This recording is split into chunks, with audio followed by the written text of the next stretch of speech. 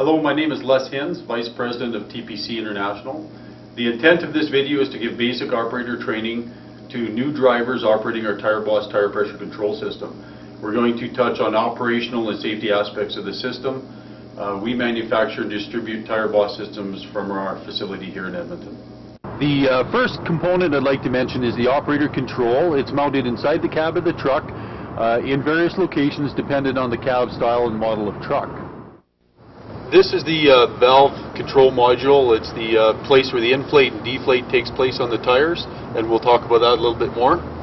But first we'll move back to the drive wheels and the external hardwares. We've got a number of things. We've got a spring-loaded hanger in the center here, so it's got some flexibility should something grab the hose.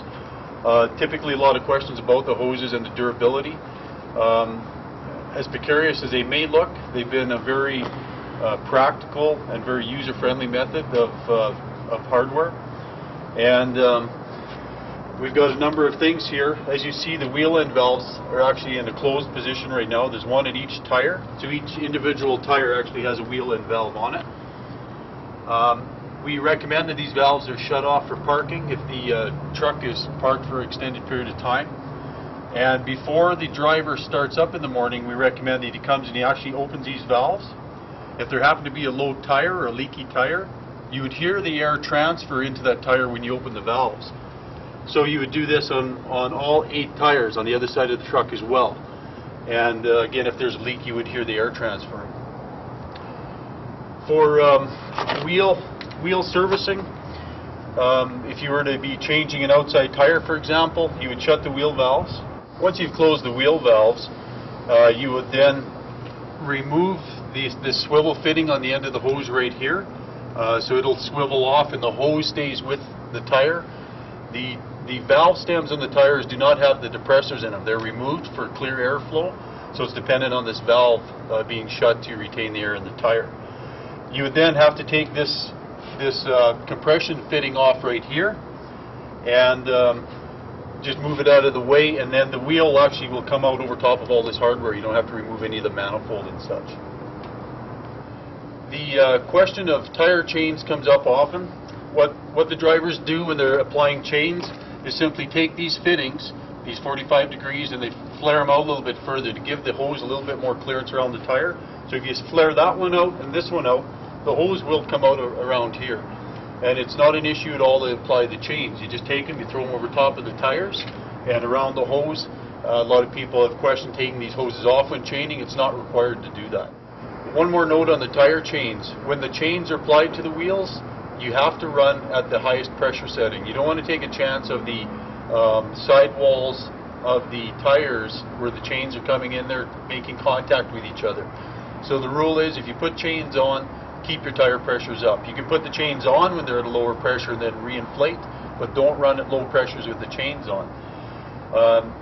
Another thing to consider, if you're going into excessively deep mud, and we know these trucks do that, where they'll come up axle height into some ruts and mud, and in particular with chains on, if you're going to get into a real tough situation, not a bad idea to shut the wheel valves off. Set your tire pressures, that's open, but you want to close the valves like these are, and it's isolated from each other where basically if anything happened to any hardware, you're not going to lose any air from the tires, especially if you're in a situation where you can't stop because you're in such a bad hole.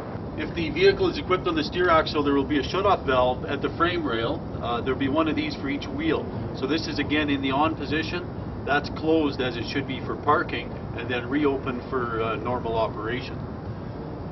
On the outside of the wheel here, we have a protective disc that we utilize in very rough service conditions to protect some of the hardware inside the wheel well itself.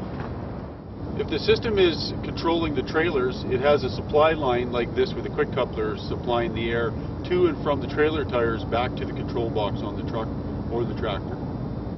Back to the valve control on the side of the frame here. There are a number of things to take note of.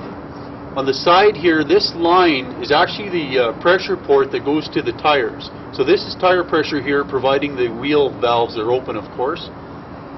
This Schrader valve is a central point if you were to want to fill the tires from this port. let's say you lost battery power for some reason and your tire pressure was low, you could actually take the Schrader off of here and with an external air supply actually fill the tires from this port. Another thing I'd like to mention, there's a strainer in here to catch any rubber fragments or debris that might come back from a tire.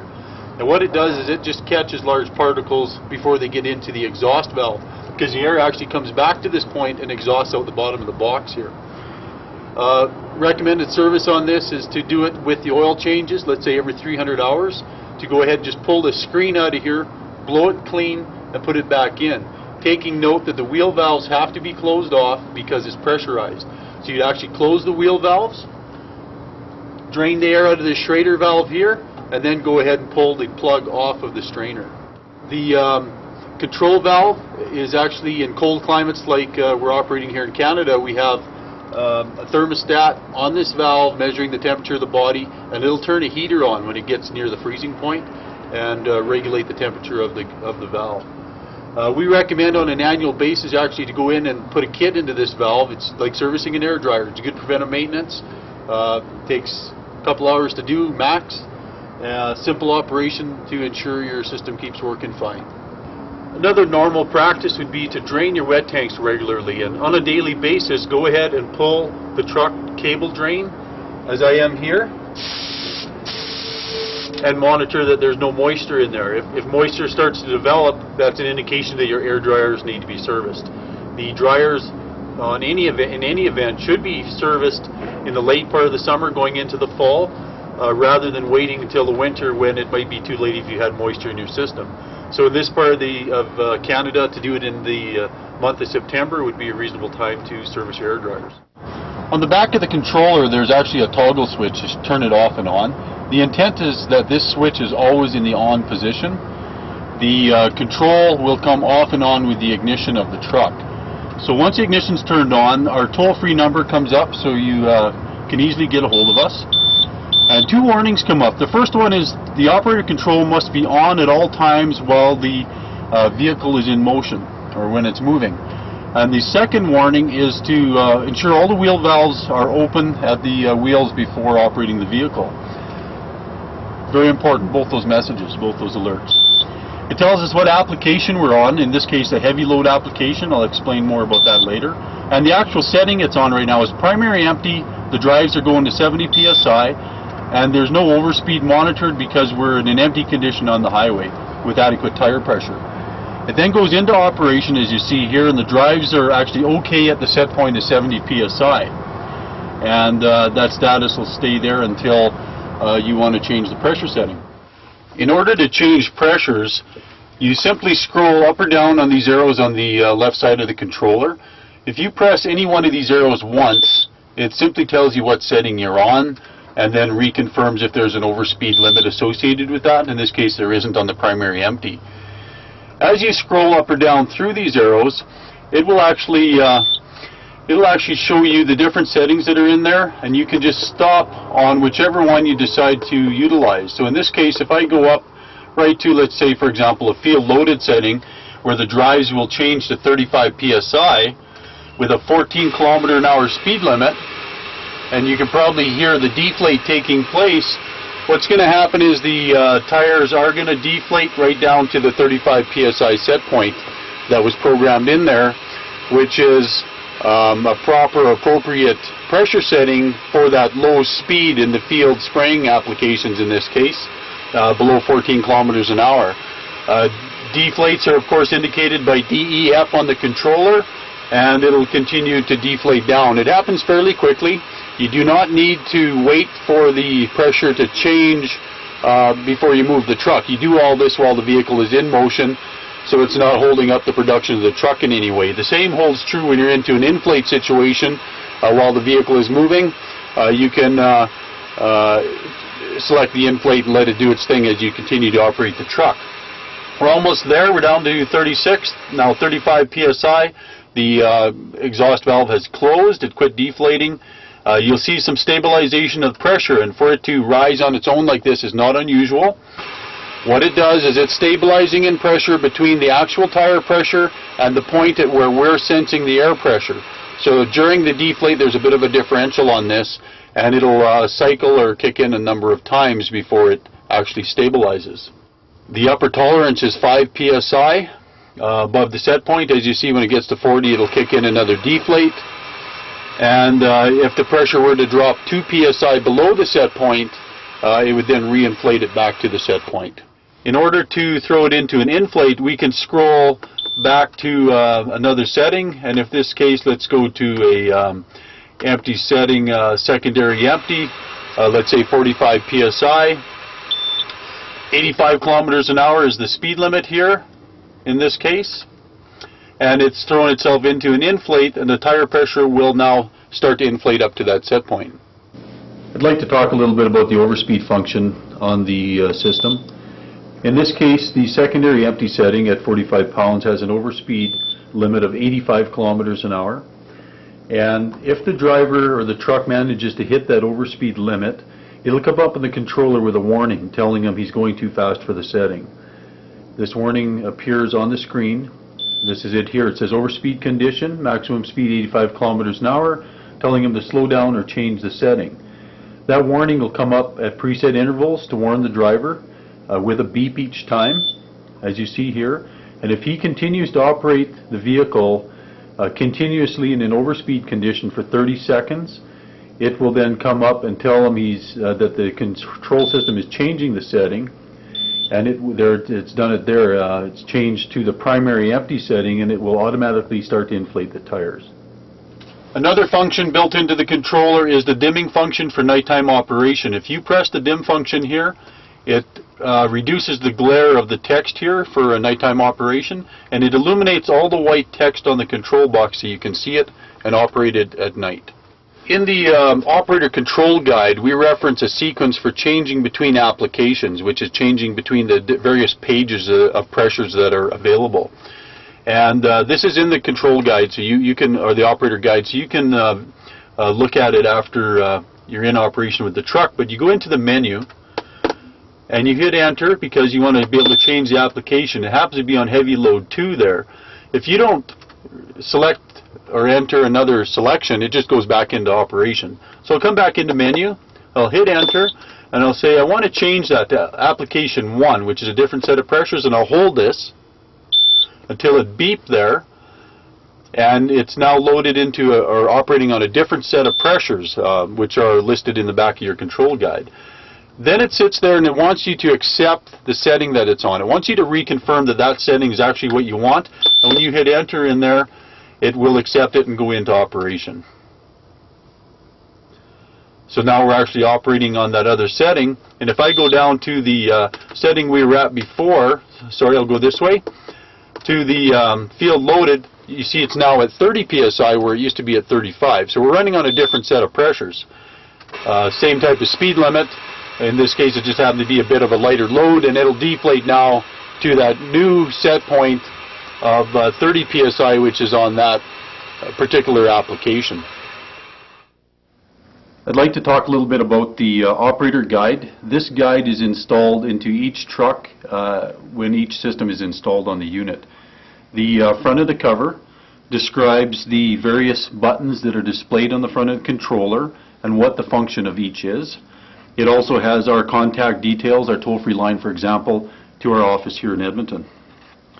On the inside of the guide, what we have is the description of the startup sequence, going into normal operation from there, a bit of a description on the trailer circuit override.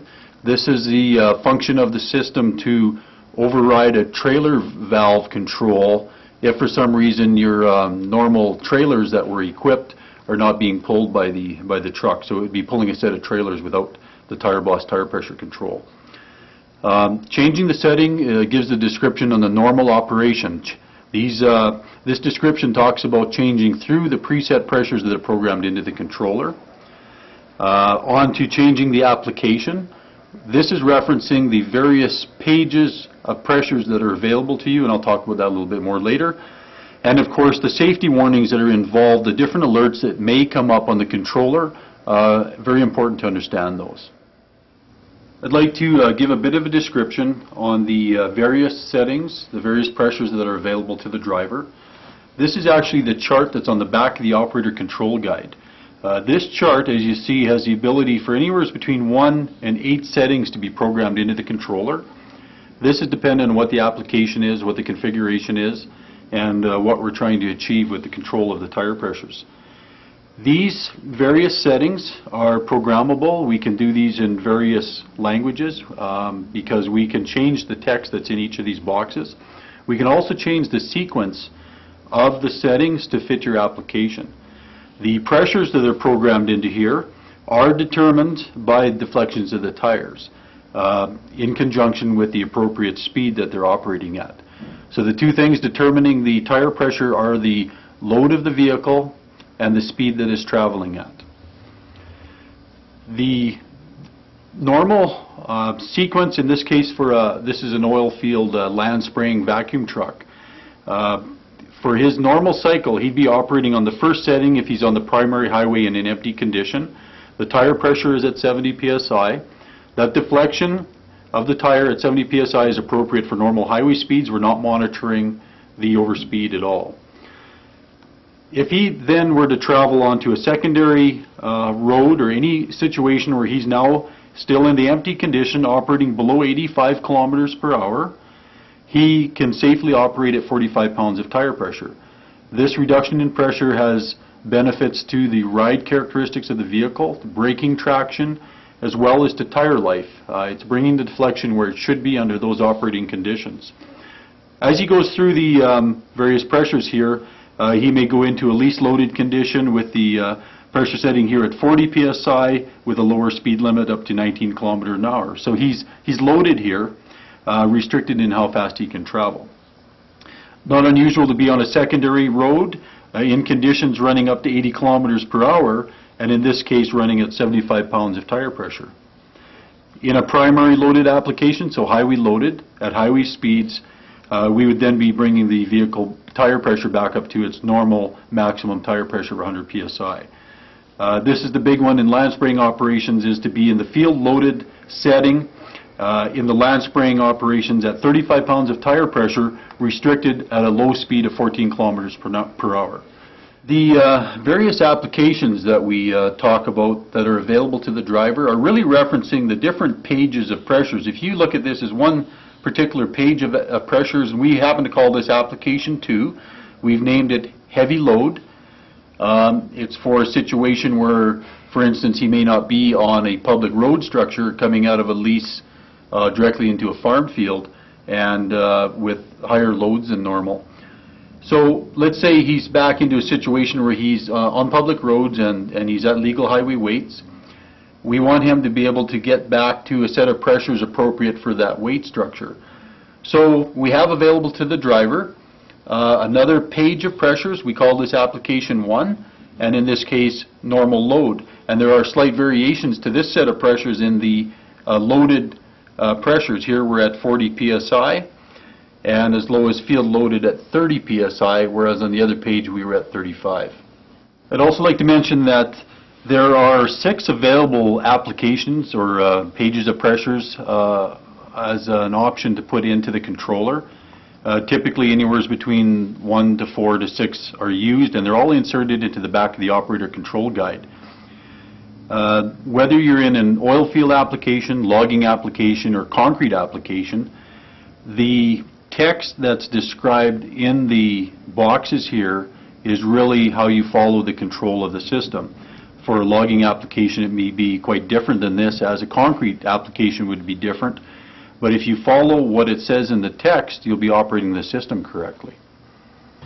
Aside from continuous monitoring and control of the tire pressures, there are a number of alerts that may appear on the screen of the control unit. In this case, we're looking at the low air supply warning.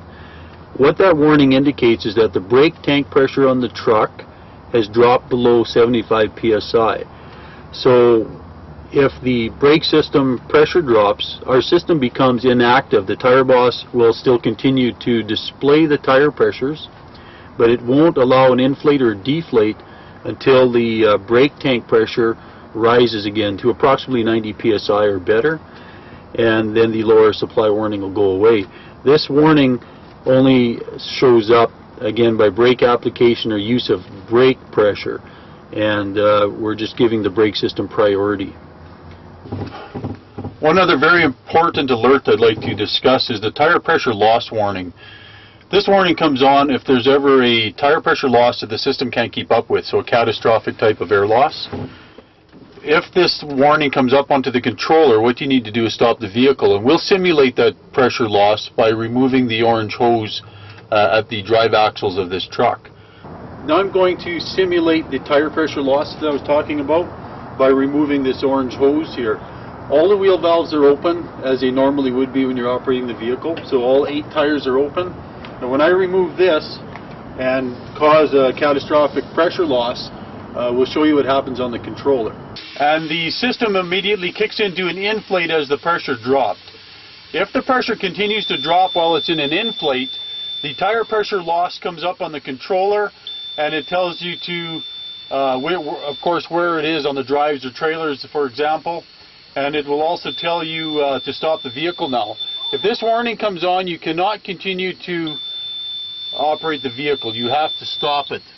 As you see, the air is coming out from all 8 tires, so you have to shut each individual wheel valve.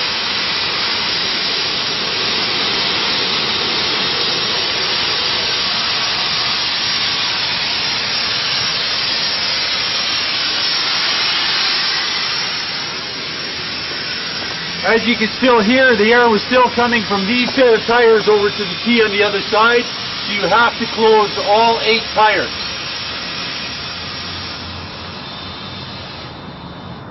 That's complete, and everything is isolated from any air loss. There are a couple possibilities that can cause that kind of a tire pressure loss warning. For example, a tire blowout. If, for example, this inside wheel blew, you would simply shut that one tap off. And you would isolate the leak. If it's something like we have here, if we were to break this hose, or more likely if anything breaks here, would be this fitting up at the T, which is up in here. This is probably the weak point of the system if something did manage to snag the hose. We very often supply a little kit that goes into the truck, which has all the spare parts that you might see on the outside of the wheels here. So in this kit are the brass fittings, the orange hose, some of the miscellaneous parts that are on the outside, as well as even some wheel hoses in case while you're servicing wheels you happen to break something. This wrench fits right onto the rotary union, and you put a bar, another wrench in here to loosen the union from the manifold.